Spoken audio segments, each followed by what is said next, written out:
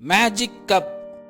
Hi குட்டீஸ், நீங்க சிரிப்பீங்க, அப்புறம் அழுவீங்க, கோபப்படுவீங்க, முகத்தை சோகமா வச்சுக்குவீங்க தானே.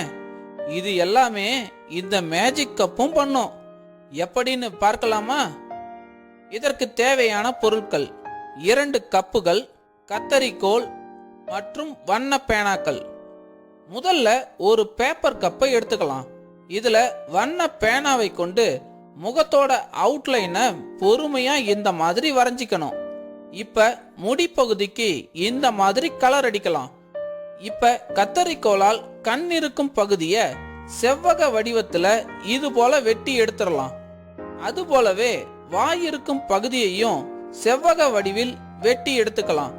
இந்த கப்பை பாருங்க, இதுல கண் மற்றும் வாய் பகுதிக்கு கேப் இருக்கிற மாதிரி வெட்டிக்கணும். அதே கப்புல மற்றொரு பக்கத்திலும் இதே போல இன்னொரு முகப்பகுதியும் செஞ்சுக்கலாம். இப்ப இன்னொரு கப்பை எடுத்து முதல் கப்புக்குள்ள வச்சுக்கலாம்.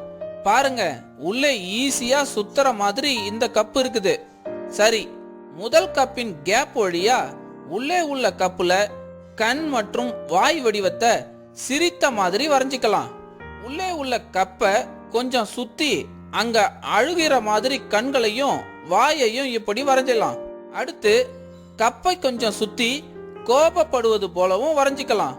கண்களை மூடி இருக்கிற மாதிரி வரைஞ்சா கூட நல்லா இருக்கும். அவ்வளவுதாங்க, இந்த கப் நம்மை போலவே உணர்வுகளை காட்ட ரெடி ஆயிடுச்சு.